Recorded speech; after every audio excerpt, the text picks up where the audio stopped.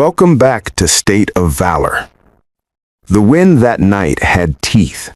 It came off the Montana mountains without mercy, cutting through Oseman's quiet streets like something alive and angry, scattering snow across empty sidewalks and rattling the bare branches of trees that had long since given up their leaves. It was Christmas Eve, the kind of night that belonged to warm kitchens and glowing fireplaces and children too excited to sleep. The kind of night that made loneliness feel louder than usual. Ethan Cole had learned to live with that loneliness. He had built walls around it, organized it, scheduled it into something manageable. But tonight, he had stepped outside those walls, just for a few hours, just for Lily. His 8-year-old daughter had asked to see the town lights, and there was nothing in this world Ethan could refuse her. So the three of them walked together through the cold, the man, the little girl, and the large German shepherd moving steadily at Ethan's left side. They had almost made it back to the truck when Titan stopped. Not slowed, not hesitated, stopped.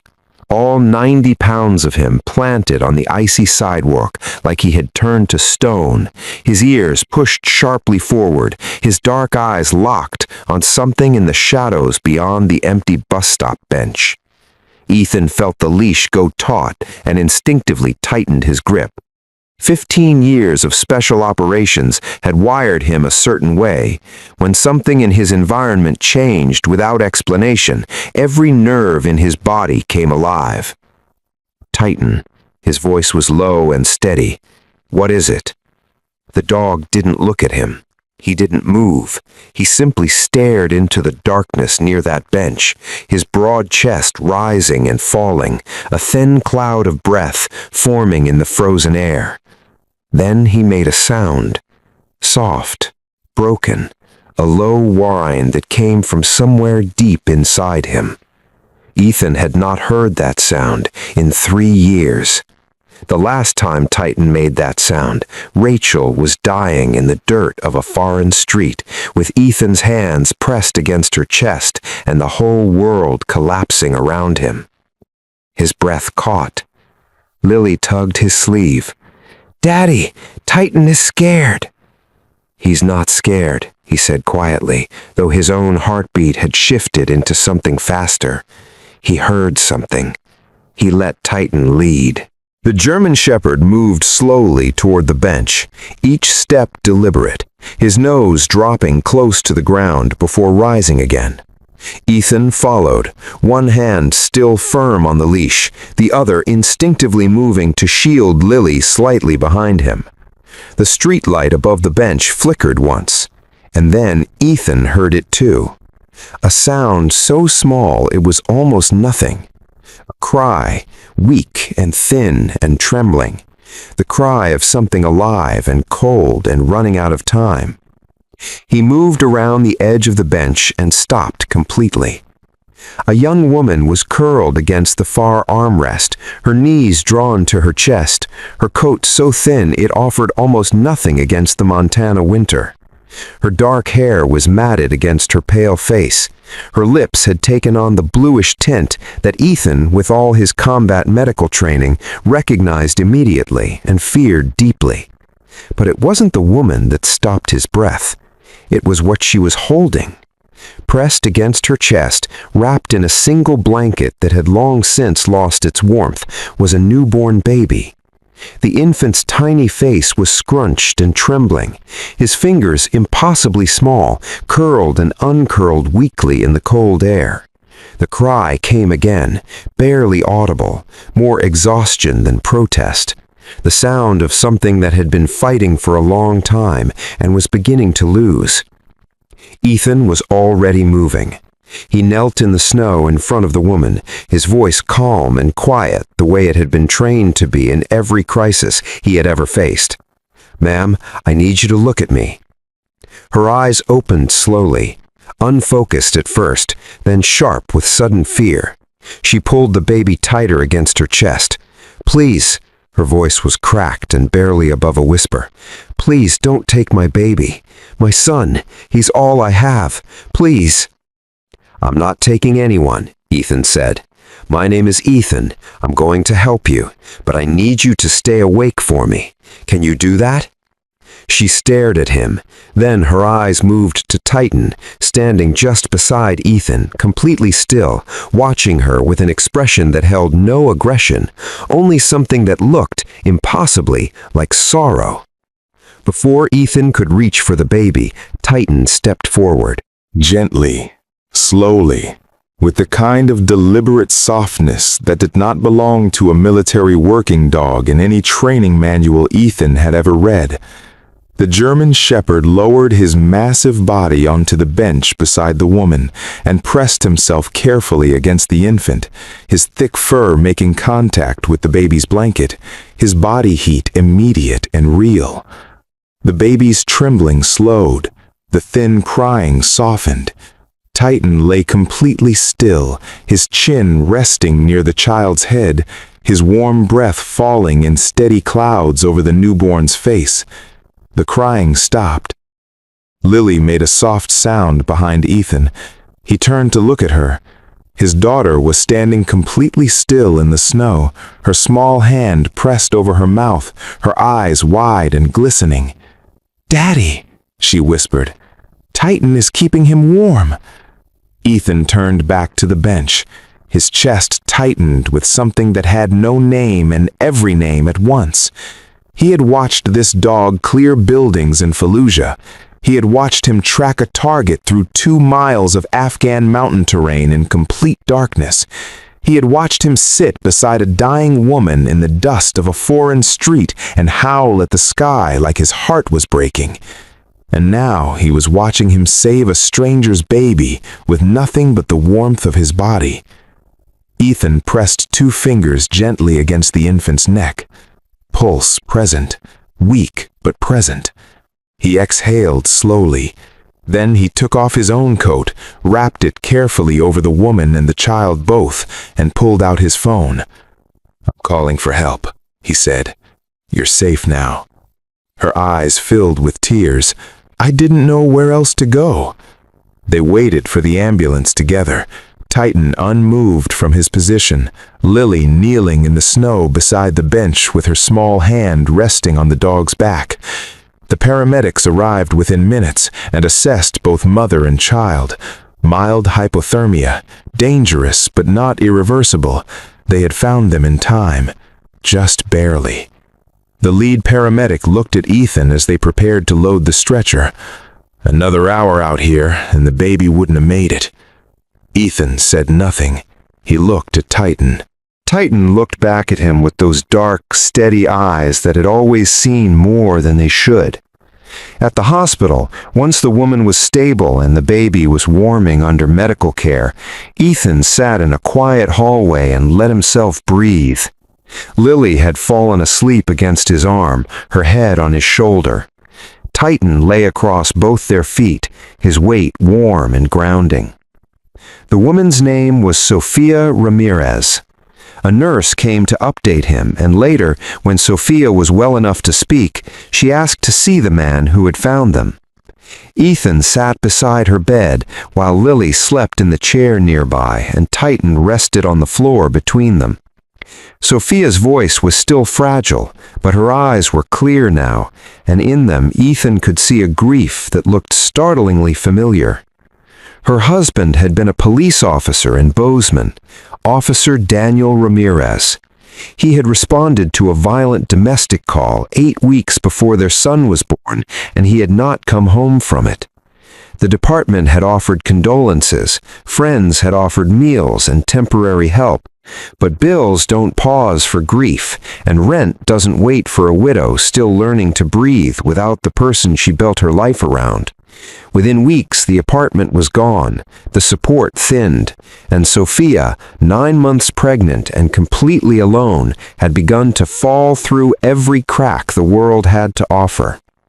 Mateo was born in a shelter. 3 weeks later, the shelter's overflow beds ran out, and Sophia found herself on a bench on Christmas Eve with a newborn against her chest and no more options left. Ethan listened to every word without interrupting. When she finished, the room was quiet for a long moment. Then, Lily, who had apparently not been fully asleep, spoke in her small, clear voice from the chair beside him. "Your husband kept people safe," she said, "like a guardian." Sophia looked at her. "Yes, he did." Lily turned to Ethan. "Daddy, that's what Mommy did too." The word landed on Ethan's chest like something physical. He nodded slowly. "Yes, baby, it is." "Mommy would have helped them too," Lily said simply. Not a question, a statement of absolute certainty. "She would have stopped before you even saw them." Ethan's jaw tightened. He felt the familiar pressure behind his eyes that he had spent 3 years learning to control. "She would have," he said quietly. He looked down at Titan. The dog was already looking at him, and Ethan thought, not for the first time, about the night he lost Rachel. They had been deployed together for 11 months when the mission came. A war-torn village, civilians trapped. Ethan's team moved fast and quiet the way they always did, pulling families from buildings while gunfire crackled in the distance. They were close to the end of the evacuation when the shooting erupted close. Too close. People scattered. Dust and noise and chaos swallowed the street whole. Then a small boy bolted into the open road. Ethan saw it happen. He saw Rachel see it too. He knew what she was going to do before her feet moved, because he knew her better than he knew himself. He shouted her name and started running at the same moment she did, and he was fast. He had always been fast, but Rachel Cole had always been faster when a child was in danger. The shot came from a rooftop to the left. She dropped in the dust 10 feet in front of him. Ethan was beside her before the echo faded, his hands finding the wound by instinct, his training taking over even as the rest of him came apart completely. Titan appeared at her other side, pressing his face against her arm, whining in that low, broken way that meant he understood exactly what was happening. Rachel looked up at Ethan. Her breathing was labored and her face was pale, but her eyes were completely present, completely her, completely calm in the way she had always been calm when everything else was falling apart. "You're doing it again," she whispered. "What?" His voice cracked. "Trying to save everyone." "You're not dying today," he pressed harder. "You are not dying today, Rachel." She reached up and found his hand with hers. "Listen to me." "No." "Ethan." Her voice was gentle and absolute. "Listen." He looked at her through a blur he refused to acknowledge. "Take care of Lily." She paused to breathe. "And don't stop living, even if I'm gone. Promise me." He couldn't speak. She turned her head slightly and looked at Titan. "Good boy," she whispered. "You tried." Then she looked back at Ethan one last time. Her hand slowly went still in his. Titan raised his head to the dark foreign sky and released a sound that Ethan had carried inside him every single day since, long and low and aching, the sound of a loyal heart breaking open. That howl had followed Ethan home. It lived in the walls of the house he shared with Lily. It lived in the silence after Lily's bedtime prayers when she talked to her mother like she could still hear her. It lived in the early morning hours when the nightmares woke Ethan, and Titan would quietly cross the room and place his heavy head on Ethan's lap and breathe steadily until the shaking stopped. But sitting in that hospital hallway on Christmas Eve, something shifted. Ethan looked at the closed door of Sophia's room. He thought about a woman alone with a newborn and nothing left. He thought about a police officer who had gone to work one morning and never returned. He thought about a baby boy who would grow up without a father, who had nearly not grown up at all. He thought about Rachel's voice, quiet and certain, telling him not to stop living.